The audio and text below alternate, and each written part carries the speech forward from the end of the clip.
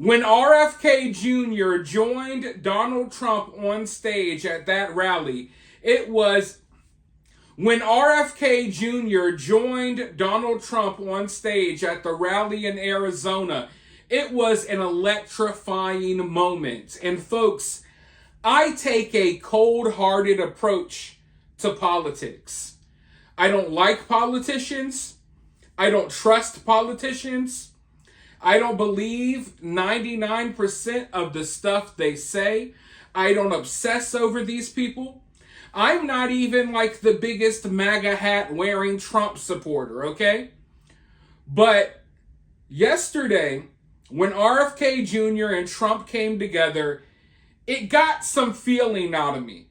It made me feel a tad bit of hope. Not necessarily hope just for the future of this country, but it gave me hope that we can once again come together.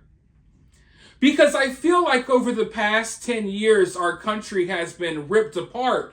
And I know that some people are so far gone that we'll never be able to reconnect with a certain portion of our society. They have totally lost the plot. They are living in la la land. They have created their own reality with different genders. They're pretending to be cats and animals. Listen, we've lost any hope of reconnecting with some of those people.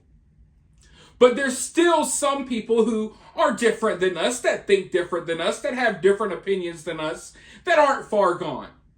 And yesterday, for the first time in almost a decade, I had hope that some of us on both sides of the aisle, rational people, can once again kind of come together. And I feel like that's what happened on the stage, or at the very least, that's what that moment represented.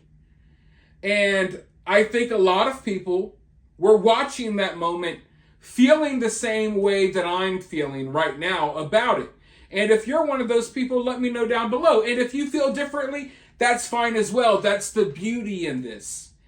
That's the beauty. I want us to, at the very least, to be able to find some sort of common ground where we can peacefully exist with each other. You know what I mean? Because there's a certain portion of our society that I honestly feel like we can no longer peacefully, live around with the wild stuff that they're pushing.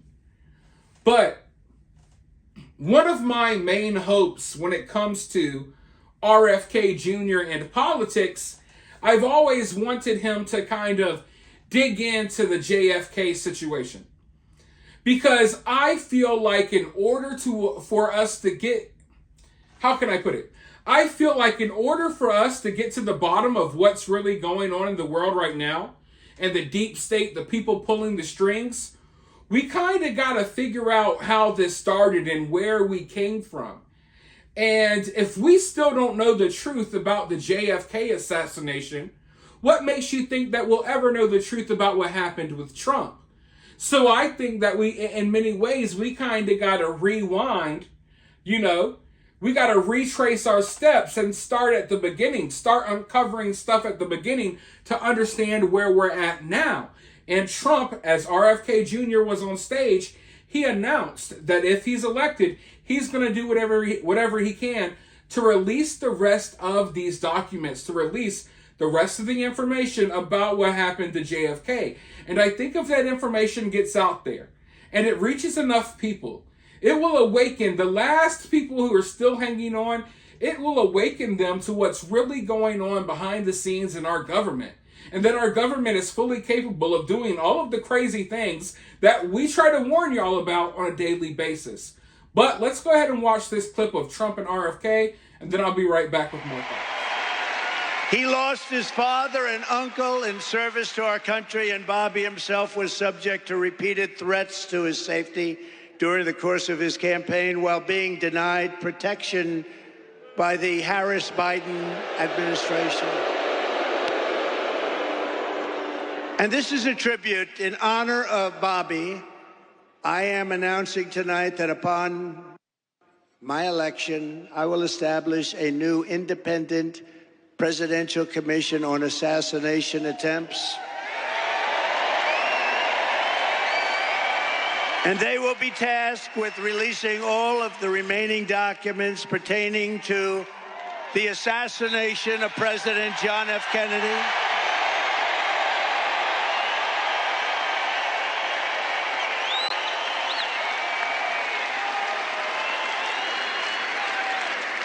And they will also conduct a rigorous review of the attack last month.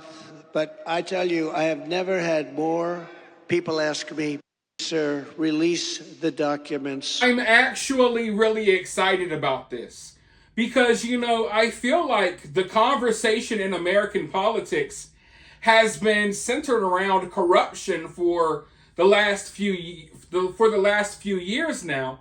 And if you're going to have a conversation about corruption within the U.S. government, how can you not start that conversation with what happened to Kennedy? And who better to be on stage, who better to be involved in this process than RFK Jr.? And listen, I don't agree with everything RFK Jr. says and does. I don't agree with everything Trump says and does. But I think these two guys can come together and do some real good. I also think that they will hold each other accountable when it comes to certain things. You know what I mean? Like, I do have a problem with Trump still bragging about Operation Warp Speed and the jab. And I think that RFK Jr. will have a conversation with Trump about that.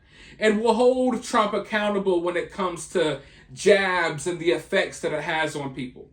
And also, I think that RFK Jr., you know, some of his stances on certain social issues, they lean a little too far left, and maybe Trump can reel him back in a little bit. So I think both of these two gentlemen can hold each other accountable, put each other in check when it comes to certain beliefs and certain things that they think and do.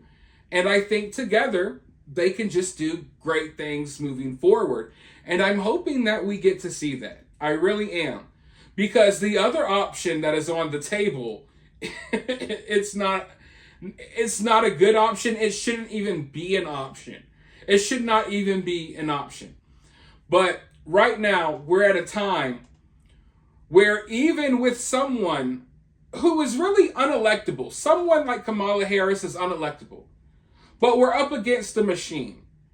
And we're in a time where it's going to take someone like Donald Trump and RFK Jr. joining forces to possibly take this machine down. And I think they're capable of doing that, but they're not capable of doing it without us. But for now, let me know your thoughts down in the comments below. While you're down there, hit that thumbs up, hit that subscribe, ring that notification bell. And if you find yourself getting too worked up by all of this, remember, it's just political cinema.